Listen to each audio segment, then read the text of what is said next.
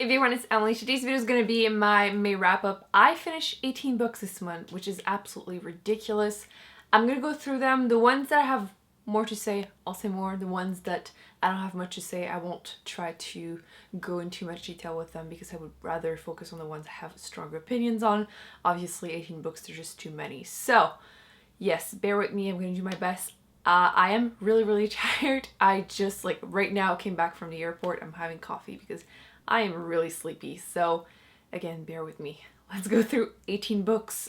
So the first book I finished was The Power by Naomi Alderman, and this was a really interesting dystopian world where basically women start pretty much overnight having this power, electrical power inside of them. They kind of have like a little organ here, and it just gives them that power, and you can see through a couple of years kind of the power balance being reversed, basically women becoming the ones in power. And there were some really interesting ideas in here, and I like how it didn't become like a utopia, because obviously women, like men, there are some good people, some bad people, and if you give them some power, they will use them, you know, one way or the other.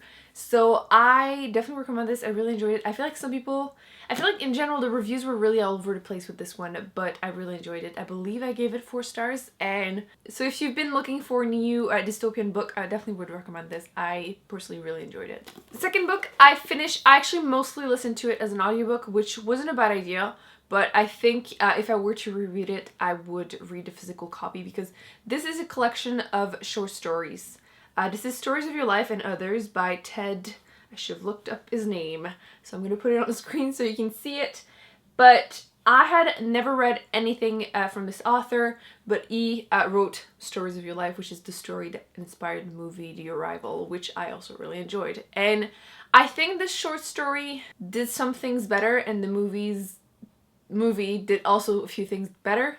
Like in the movie, okay, it's not really a spoiler. If you haven't seen the movie, you might want to skip it, but I don't think it's really that important. But one of the subplot in the movie is the fact that her daughter is really young and she dies, and she knows it's gonna happen and she does it anyway, which I think is really stupid. It's gonna be an unpopular opinion. But yeah, I just think this is really silly.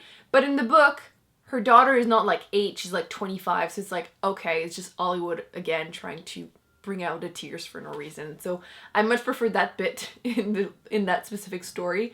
But I think the movie was really nice to be able to actually visually see, you know, the languages and stuff. Anyway, all the short stories were all sci-fi related. They were all super different, super interesting, very unique. And if you're someone that already really loves sci-fi and you wanted to try maybe some short stories, I would definitely recommend this one. My favorite one has to be the last one. Would definitely recommend. I believe I also gave this 4 stars. It's been a while now. I feel like I can't remember my ratings. The third book I finished was Dear Ijawale, or Feminist Manifesto in 15 Suggestions by Chimamanda Ngozi Adichie. And this was just a really fantastic book. I don't have a physical copy of it, which I'm a little sad about, actually. I kind of want to own this book.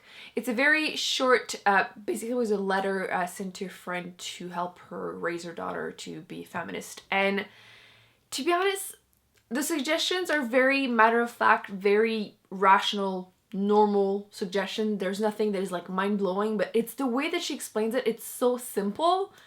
And yeah, she just has a way of doing that, taking those big vague ideas and just making it super easy to explain. So I definitely recommend anything by her. I have a little bit, and I mean a big crush on her. If you have a chance to actually listen to her in any interview, she's amazing. So definitely recommend that one if you are looking for a new nonfiction that is a quick read. Then I listened to Release by Patrick Ness, which I mentioned, it's like a 2-in-1 type of story. There's a magical realism story, which I did not care for, and just you can totally skip because it doesn't bring anything to the story.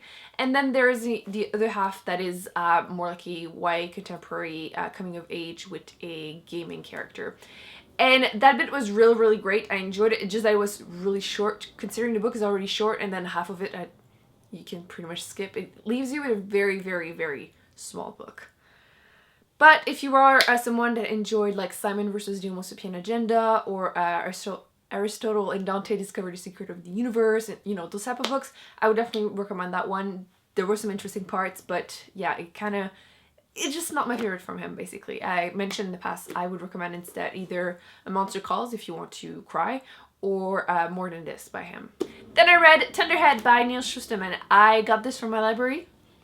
Waiting list coming through. And I enjoyed that one, actually. I wasn't sure if I was going to like it as much as the first one. I think it's actually better. People were right. It's a YA dystopian world where people don't die anymore, so they have to have a group of people that their job is to, you know, control the population that way. And obviously some people will try to take advantage of this, and a lot of political intrigue. So if you are someone that likes that, the second one is totally worth the read. Obviously you have to read the first one, but the second one, like if you were just about the first one, I definitely recommend still reading the second one. I was impressed. I believe I gave it 4 stars. Then I was lucky enough to get an arc of the new Ruth Ware book, which is called The Death of Mrs Westaway. And this one was a like mystery. Like you're following your main character, and she's very, very poor. She lost her mom, and she's like alone in the world. And she receives a letter telling her that she may have gotten some money from some, you know, long lost family member type of thing. But she's a feeling that she's not actually really related, but she decides to go anyway because she's broke. To be honest, I can't say I was super like shocked by the mystery parts. I feel like that's usually my #1 criteria in like a thriller or mystery is like, I need to be shocked, you know, I need to not see everything coming. And that bit of the story was just okay, like it wasn't amazing. But if you're someone that really loved the whole like gothic feel, I think you would enjoy this because it's like everything's happening. It's like an old house and everything, and I enjoyed it. I believe I gave it 3.5 stars, but I'm still looking for an amazing book from this author. I actually have like 2 of her other books on my shelf, so I'll definitely be reading more. If you're looking for something to blow your mind, it might not be the right one, but I think it's going to be a really great read for the fall because like everything is so like, you know, it's the perfect time of the year to read it. Next is the book I need to talk about because this is where normally I would have tea and tell you it's hot, but we'll stick to iced coffee. I read, aka was tortured by Run by Blake Crouch. I briefly mentioned it earlier this month, but this is gonna be already, I'm telling you, in my worst of 2018. I have loved a lot of his other books in the past, but I'm realizing that his older work just doesn't work for me. And in this one, this is a post-apocalyptic book, which is usually my jam. There's basically an aurora borealis that appears in the sky, and people that do see it end up going crazy and killing everyone that didn't see it. And you're following a family trying to survive, kind of trying to escape to Canada to go somewhere where people weren't able to see it because, you know, wherever they are on the planet. I don't have anything positive to say about it. Like, I was trying, like, okay, the one positive thing, the author has always been good at making you, like, keeping you on your toes and just wanting to read the whole thing because you're stressed. That was my nice thing. The story, the characters, the dialogue, everything was painfully bad. And, I mean, people that have watched me in the past and everyone else, you might already have that opinion. I don't seem like a violent person, but I wanted his kids to die painfully because of how annoying they were. Like, I understand, like, in real life, if the apocalypse was happening, kids would be probably this annoying, but, like, holy shit, was I wishing them death. Like, ridiculous. So, I was looking at the ratings, and, like, they're so good, but I gave it 1 star. I just cannot stand this book because not only was, like, the whole thing was painful, but the ending was bad. Like, if you want zero spoiler, come back whenever this isn't on the screen anymore. But if you are not planning on reading it, because now you've heard me say that I hate this, it's not even explained. There's been that thing in the sky, you know, people say a few things about it that I'm not going to say to not fully spoil it, but, like, then it just goes away on its own. Never to be explained. This was bad. Give it 1 star. Don't recommend it to anyone. The next book I finished was actually an audiobook. I listened to Stranger Dreamer by Elaine Taylor. I've talked a little bit about it in my Friday read, so I'm not going to go too much in detail, but it's a YA fantasy duology, and the second one I believe will be coming out fairly soon, and this has been hyped a lot, and unfortunately I personally think it's overhyped. It's not a bad book. The first half is interesting. You're discovering that, you know, fantastic world, and there are some interesting magical powers.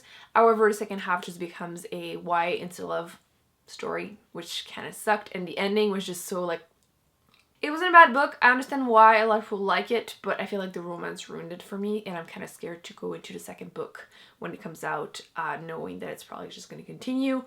We'll see how it happens. I did like the audiobook, by the way, since I listened to it as an audiobook. The narrator did a great job.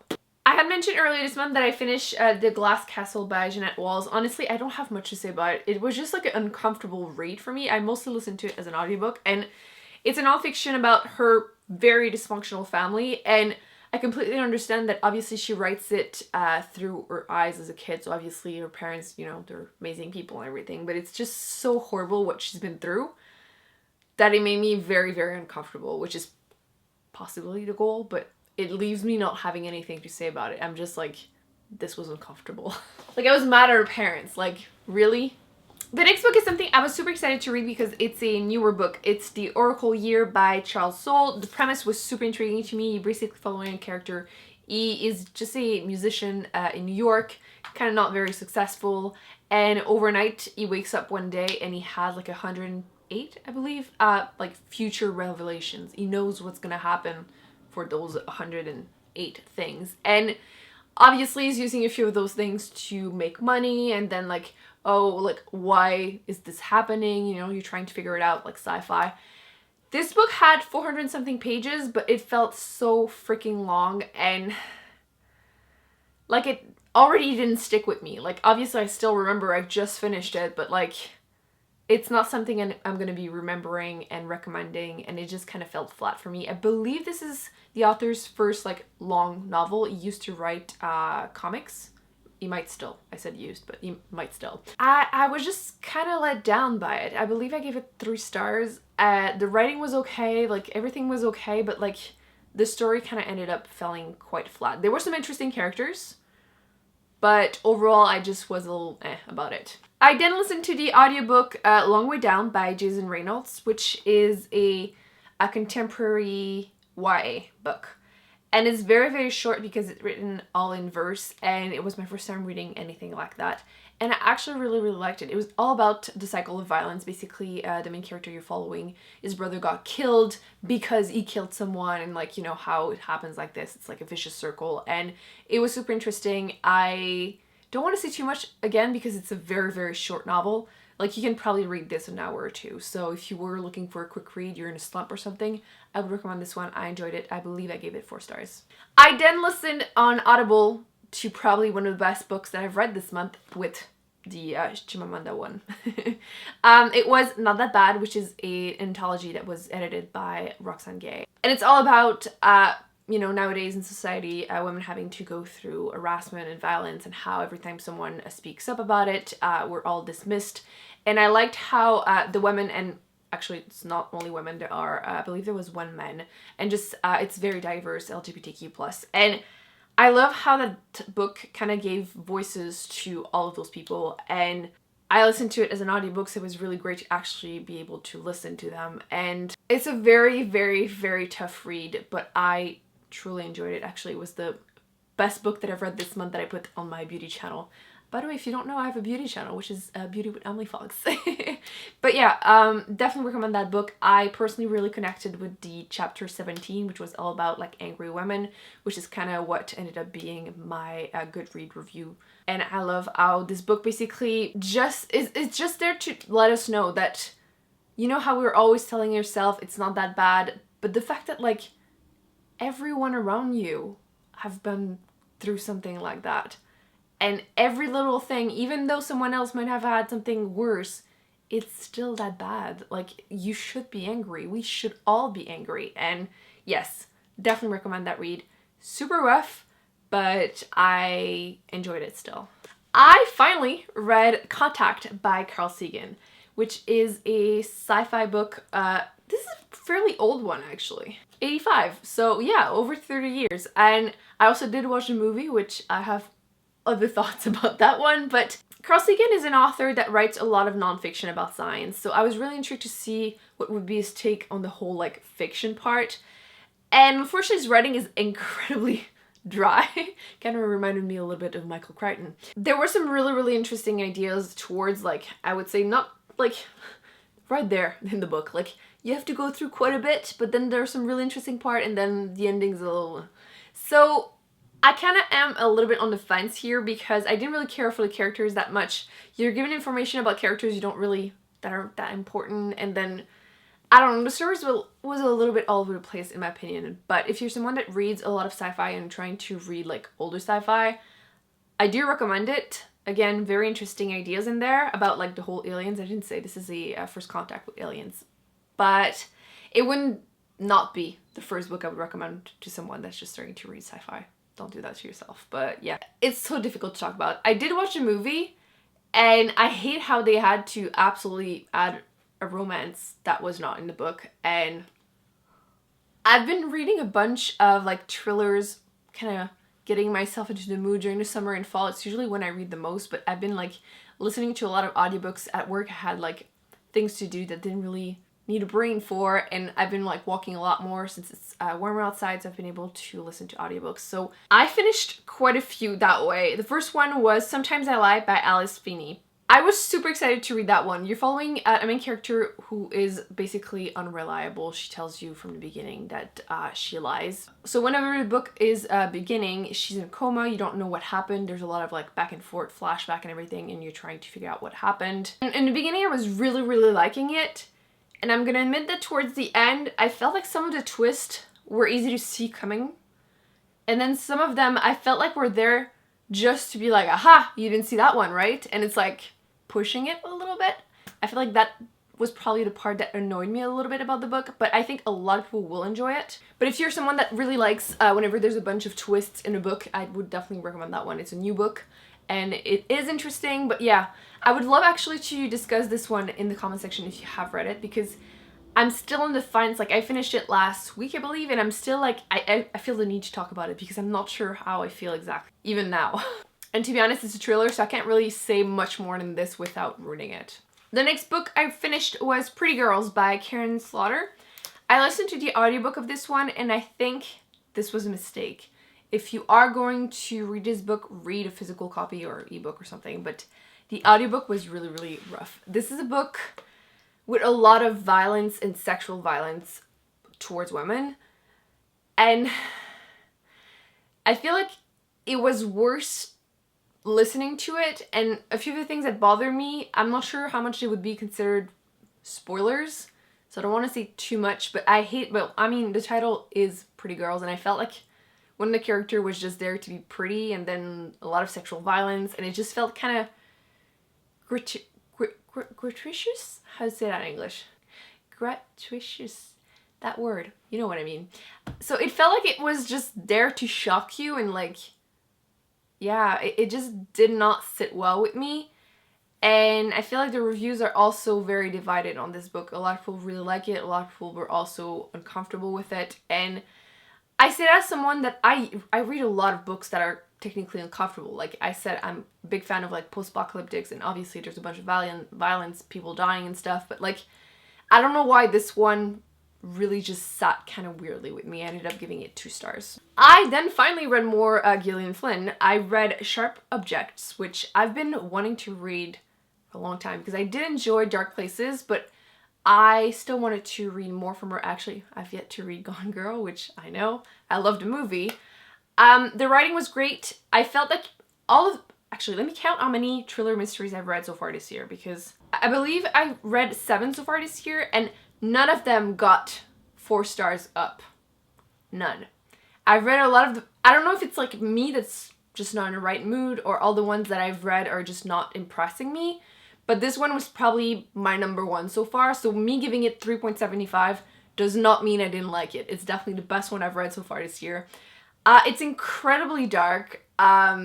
You're also very uncomfortable in this one, but I don't think it's in a bad way compared to pretty girls. Gillian Flynn is really good at creating characters that are like morally gray, and like it's not like you're following the good person, you know, fighting the bad. It's definitely like that person has issues and everyone around her has issues, and you're following a character. She's a journalist from, I believe she was from Chicago, and she goes back to her little town. She actually ends up meeting for the first time her stepsister, no, half-sister, and she seems a little, you know, a little wild. She's 13, and like in front of her mom she dressed all little cute little doll, but then when she sees her in town she's like all drug, alcohol, cute little tiny outfits. And you kind of end up discovering why she doesn't really talk to her mom much, and like everything that's happening in town. Little girls are disappearing, being killed, and she's trying to kind of figure it out as a journalist. I don't want to say anything else because you kind of have to read it for yourself, because it's definitely a lot about like the whole like mood, little town, what's happening, and like weird family, who do you trust, who do you not trust. And I did see the ending coming, but I don't think it really ruined the book for me. I think there was a lot that people would like and be disturbed by, just putting it out there. So it was also an uncomfortable read, but like I enjoyed that one. There's technically another book in here that I completely DNF'd that I'll talk in a second, but this one I DNF at 50%, which is usually when I still count it.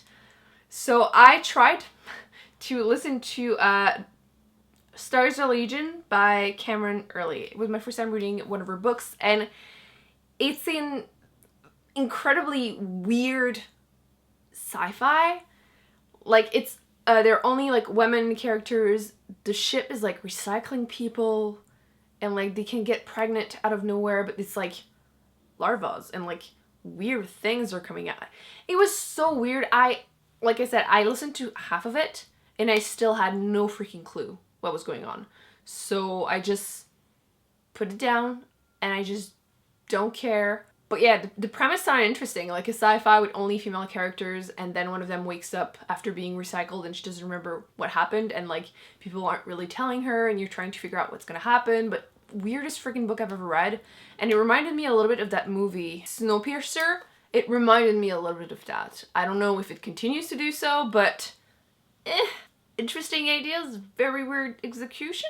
I also DNF, and I'm not counting, but I still wanted to just tell you because why not. I listened to 20% of Rick Clocks by Lenny Zuman, and it's supposed to be about 5 different women and in like a dystopian world where abortion is not allowed anymore, which I thought was very relevant with the other books that I've been reading this month, / or political situation in the world.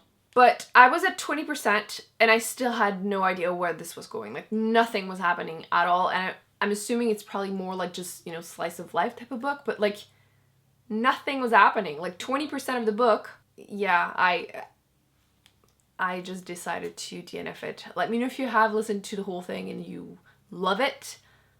Maybe I'll pick it back up, but I don't think so. Last but not least, I read / listened to Speak by Laurie Alson Anderson. Actually, I have the physical copy, which I was like on my library app trying to get some books because I was trying to put some on my waiting list, but I needed some like right away. That's kind of why I pick up a bunch of books that I was like, oh, maybe I'll like it, and that's pretty much why I end up giving them meh reviews.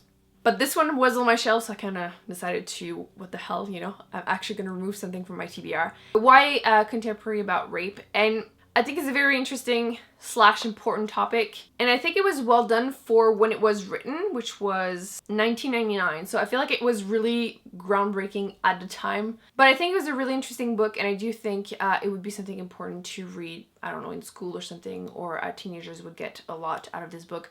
As an adult, I feel like I got less out of it, but I still think it was a pretty good read. I don't remember what rating I gave it, 3.5 or something. It was good, it was fine. It's just that I think nowadays there might be some better books about that topic, or the ones that I would enjoy more. So that was a really long wrap up. I hope you enjoyed this video. Let me know in the comment section what books you finished this month. Don't forget to give this one a big thumbs up. Let me know also, actually, if you have read some of the books that I mentioned, you have opinions to share, please feel free to do so. Don't forget to subscribe, not miss any future videos. I will be putting on the screen other videos that I've done that I recommend you check out, and I'll see you in my next one. Bye.